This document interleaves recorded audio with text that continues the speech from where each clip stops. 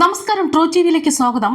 കാണാൻ പാടില്ലാത്ത സാഹചര്യത്തിൽ ഗതാഗത വകുപ്പ് മന്ത്രി കെ.ബി. ഗണേഷ് കുമാറിനെ ഭാര്യ ബിന്ദു മേനോൻ വാളകത്തെ വീട്ടിൽ വെച്ച് കണ്ടു.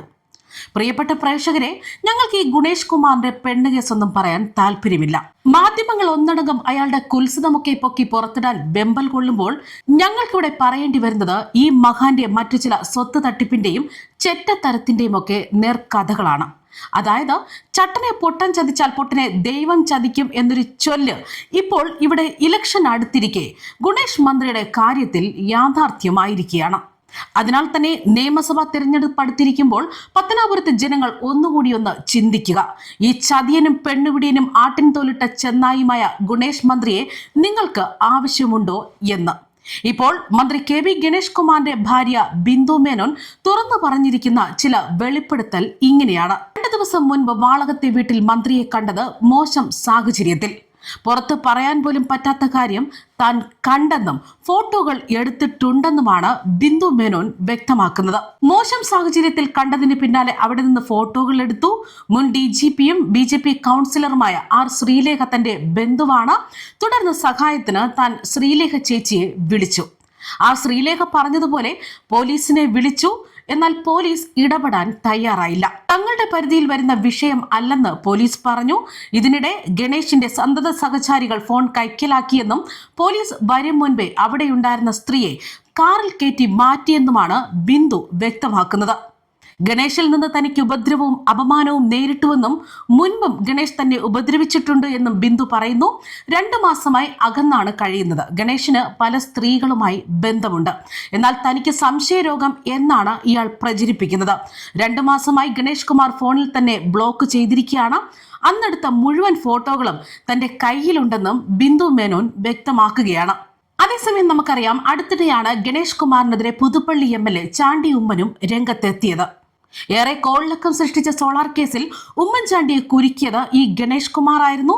സോളാർ പരാതിയുടെ പരാതി 18 പേജിൽ നിന്നും 24 പേജായി ഉയർന്നതിന്റെ പ്രധാന കാരണക്കാരൻ ഈ ഗണേഷ് കുമാർ എന്നും ഇത് സംബന്ധിച്ച കേസ് കൊട്ടാരക്കര കോടതിയിൽ നടക്കുന്നുണ്ട് എന്ന് തന്നെയായിരുന്നു MLA അന്ന് വ്യക്തമാക്കിയത്.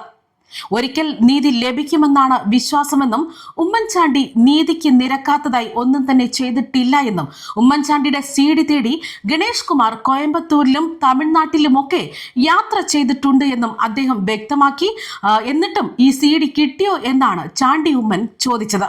ഇത് മാത്രമല്ല, നടി ശ്രീവിദ്യയുടെ ലക്ഷക്കണക്കിന് രൂപയുടെ സ്വത്തുക്കൾ മുക്കിയതിന് പിന്നിലും ഈ ഗണേശൻ ഉണ്ടെന്ന് തന്നെയാണ് ശ്രീവിദ്യയുടെ സഹോദര ഭാര്യ വിജയലക്ഷ്മിയും വ്യക്തമാക്കിയത്.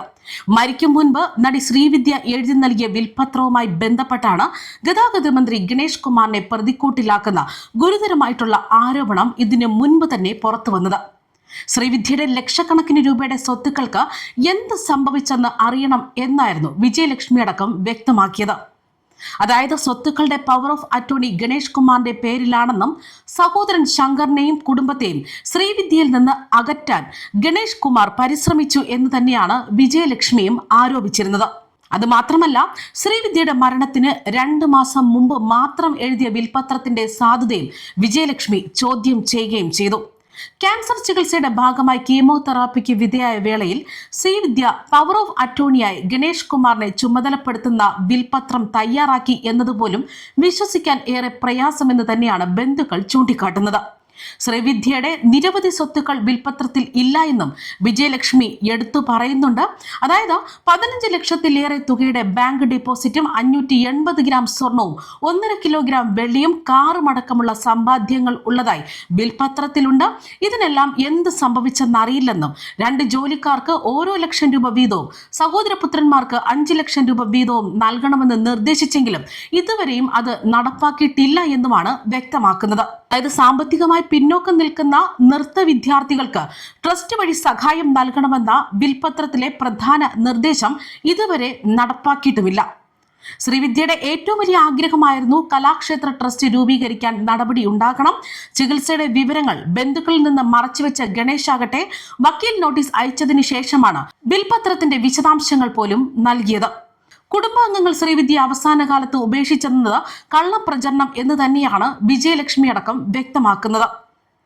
അതായത് ഈ സ്വത്തുമായി ബന്ധപ്പെട്ട ക്രമക്കേടുകൾ നടന്നുവെന്ന് ചൂണ്ടിക്കാട്ടി 2012 ശ്രീവിദ്യയുടെ ബന്ധുക്കൾ ഗണേഷ് കുമാറിനെതിരെ മുഖ്യമന്ത്രിക്ക് പരാതി നൽകുകയും ചെയ്തിരുന്നു. ശ്രീവിദ്യയുടെ വിൽപത്രത്തിൽ നിർദ്ദേശിച്ച രീതിയിൽ സ്വത്തുവകകൾ ഗണേഷ് കുമാർ വിനിയോഗിച്ചിട്ടില്ല. സഹോദരന്റെ മക്കൾക്കായി വകയിരുത്തിയ 10 ലക്ഷം രൂപയും നൽകിയിട്ടില്ല എന്ന് ശ്രീവിദ്യയുടെ സഹോദരൻ ശങ്കരരാമൻ നൽകിയ പരാതിയിലും വ്യക്തമാക്കിയിരുന്നു. തുടർന്ന് 2015 സഹോദരൻ മുഖ്യമന്ത്രിക്കും ആഭ്യന്തരമന്ത്രിക്കും അടക്കം പരാതി നൽകുകയും ചെയ്തിരുന്നു. തിരുവനന്തപുരം ശാസ്തമംഗലം സബ് രജിസ്ട്രാർ ഓഫീസിൽ 2006 ഓഗസ്റ്റ് 17 ശ്രീവിദ്യ രജിസ്റ്റർ ചെയ്ത വിൽപത്രത്തിലാണ് മരണാനന്തരം നടപ്പാക്കേണ്ട കാര്യങ്ങളുള്ളത്. ട്രസ്റ്റ് രൂപീകരിച്ച പാവപ്പെട്ട വിദ്യാർത്ഥികൾക്ക് ധനസഹായം, സംഗീത നൃത്ത സ്കൂൾ തുടങ്ങണം, സ്വത്തിന്റെ ഒരു വിഹിതം സഹോദരന്റെ 2 ആൺമക്കൾക്ക് നൽകുക എന്നിങ്ങനെ കാര്യങ്ങളാണ് വിൽപത്രത്തിൽ ഉണ്ടായിരുന്നത്. ഈ വിൽപത്രമാകട്ടെ ഗണേഷ് കുമാർ അട്ടിമറിച്ചതായിട്ടാണ് ശങ്കരരാമനും ആരോപിക്കുന്നത്. എന്നാൽ MLA എന്ന നിലയിലല്ല, വ്യക്തിബന്ധത്തിന്റെ അടിസ്ഥാനത്തിലാണ് വിൽപത്രം തന്റെ പേരിൽ എഴുതി വെച്ചെന്നും ശ്രീവിദ്യയുടെ സ്വത്തുക്കളിൽ ഭൂരിഭാഗവും നികുതി വകുപ്പിന്റെ കയ്യിലുണ്ടെന്നും ലോകായുക്തയിൽ ഗണേഷ് കുമാർ വ്യക്തമാക്കിയിരുന്നു. അതിനാൽ തന്നെ ഗണേഷ് മന്ത്രിയുടെ പേരിൽ ഇത്തരം സംഭവങ്ങൾ പുറത്തു വരുമ്പോൾ പത്തനാപുരത്തെ ജനങ്ങൾ നിങ്ങൾക്ക് തീരുമാനിക്കാം ഇനിയും ഇമാതിരി വിഷങ്ങളെ നിങ്ങൾ ചുമക്കണോ വേണ്ടയോ എന്ന്. News desk true TV.